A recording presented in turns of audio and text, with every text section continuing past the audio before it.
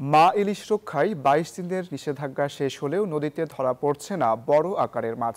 তাই বরিশালে বড় আকারের ইলিশের দাম আকাশছোঁয়া। এ বিষয়ে বিস্তারিত জানাতে আমাদের সঙ্গে যুক্ত হচ্ছেন সহকর্মী সাইফুর রহমান মিরন। মিরন, বাজারে ইলিশের সরবরাহ কেমন? ১ কেজি ওজনের ইলিশের দাম কত? অঙ্কুর, আপনি ঠিকই বলেছেন যে মা ইলিশ সংরক্ষণের নিষেধাজ্ঞার পরে যেভাবে ইলিশ সরবরাহ বাড়বার কথা সেরকম কিন্তু ইলিশ বাড়েনি। আপনি এটা বাজারে আমরা যেমনটা দেখেছি যে ছোট আকারের ইলিশের সরবরাহই বেশি, বড় ইলিশের আমরা সেভাবে এখনও দেখি না। যেটাকে বলি জাটকা ইলিশ সেটাই কিন্তু বাজারে আসছে এবং তাও কিন্তু বিক্রি হচ্ছে ক্ষেত্র বিশেষে ৮০০, ৯০০, ১,০০০ টাকা, অর্থাৎ যেটা ১ কেজিতে ৪টা ৫টা ওঠে সেই রকম ইলিশের বিক্রি হচ্ছে এরকম দামে ১,০০০।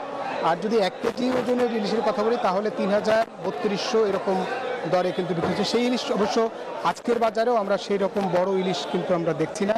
তবে যেহেতু নিষেধাজ্ঞা শেষ হয়েছে ২৫ তারিখ, ২৫ তারিখের পরে সমুদ্রে কিন্তু ট্রলারগুলো গিয়েছে, মাছ ধরা ট্রলার, সেগুলো ফিরলে হয়তো কিছু মাছ মিলবে এমনটা বলেছেন এখানকার আড়তদের যে ব্যবসায়ীরা। তারা এই যে আমরা যদি ক্যামেরার চোখে দেখাই, দেখেন কত ছোট আকারের ইলিশ মূলত আসছে।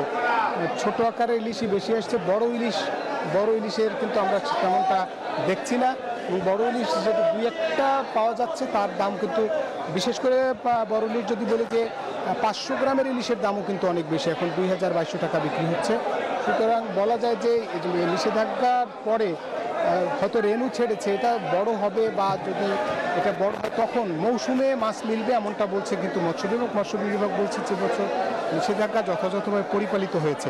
কিন্তু নিষেধাজ্ঞা পরিপালিত হলো যে ডিম ছাড়ার পরে যে মাছটা আসার কথা সেই মাছটার সরবরাহ কিন্তু সেভাবে বাড়েনি।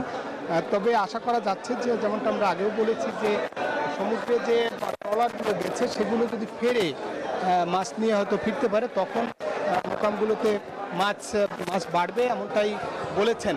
তবে